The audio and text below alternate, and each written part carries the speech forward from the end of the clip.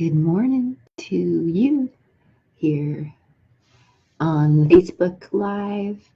LJ back with, this may seem like an obvious concept with the tools of yoga, but even for me, after having taught yoga and now getting to speak and write about yoga for 20 years now, this still feels like new news. So I love that I'm always sharing from my freshest realizations and understandings and awareness along my journey. And as I get to help you, as that's some of what I'm doing in the world, right?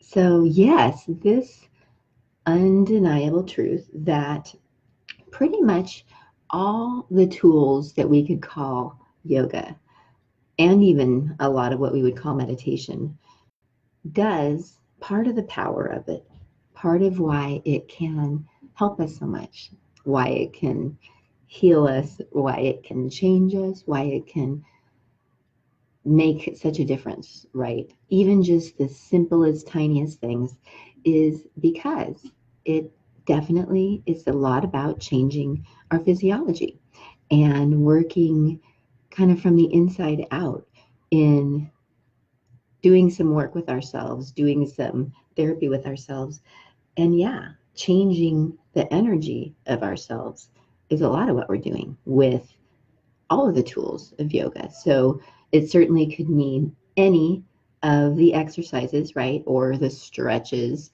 which pretty much, when you get down to it, just about any motion with the body could be called a form of yoga. Doesn't have to be a certain exercise to be called yoga. It's more about how we're doing it, how our attention is, how our focus is, how our approach with ourselves is. And even this intention that we're using it to change our physiology, right? So part of the therapy, part of the magic even of anything that we might call yoga, is that it changes our physiology.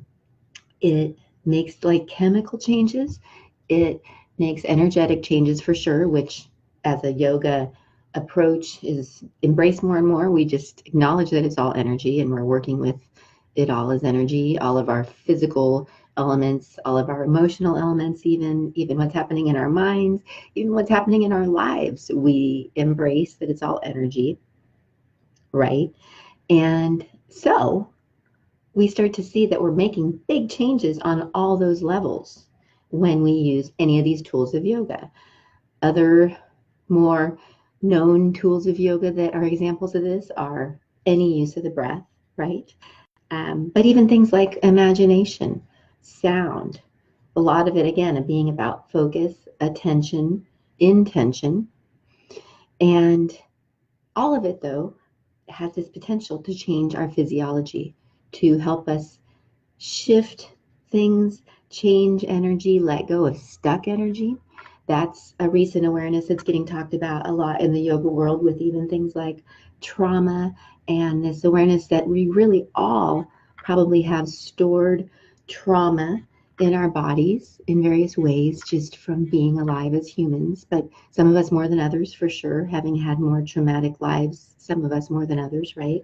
So really getting into how the tools of yoga help us almost dislodge this trauma, and again, acknowledge that it's all energy, and sometimes it can become stuck energy, which can become manifestations of illness and symptoms and feeling bad and all sorts of stuff, right?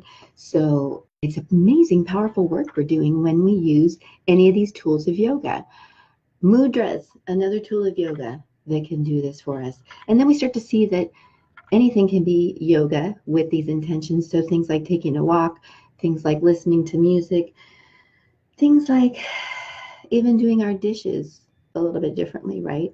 Can be a chance to change our physiology, which is so huge and important, and even changing our vibration, right? If we like to talk about vibe, and if we like to get into the idea that there's this law of attraction happening, and that probably we're transmitting out an energy all the time and broadcasting something, and that maybe it's all attraction. So really changes our attracting qualities as well when we use any of these tools of yoga, changing our physiology and thus changing our embodiment, right? Of how we're holding ourselves, how we're flowing the energy, much less how we're connecting with the moment, with ourselves, with our heart, with our soul, with spiritual pieces, if we like that, which is a lot of what these practices can be about, right? So it's fun and playful and exciting and powerful to get into and remember that our yoga definitely does any of the tools of it, all the levels of it, even really the psychology aspects, right? Because as I love to share that I've learned along my journey, that yoga is more of a system of psychology than anything, in case you didn't know, more about psychology than exercises. Did you know that? But part of the psychology is knowing to use those exercises, for instance, for these reasons, and knowing why you'd want to change your physiology, right? And change your embodiment, and how much that's going to change your health, your emotional experience, your experience within your mind, right? Much less your experience with others and the world around you. So it's a powerful work, and it really is like magic that we get to do with ourselves. I've been willing to own that word more and more, because it is true that when we use these tools, the simplest stuff, it doesn't have to be complex. It doesn't have to hurt. In fact, I would argue that it shouldn't hurt in order to be more about this connecting that we're going for with yoga.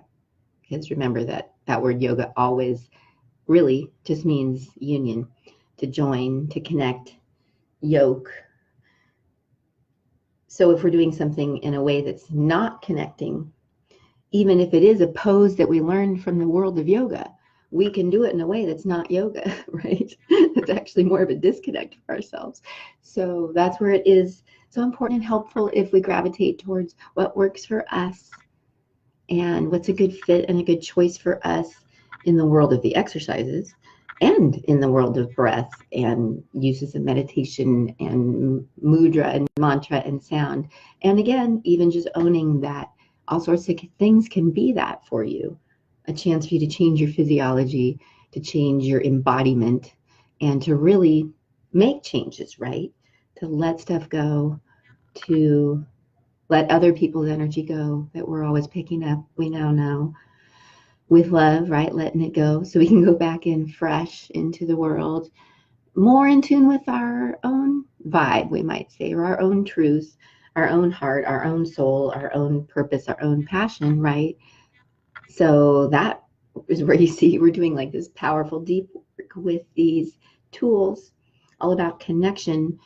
And yeah, definitely is also that we're changing the physiology, changing our embodiment, and learning how to do that more and more and more, right?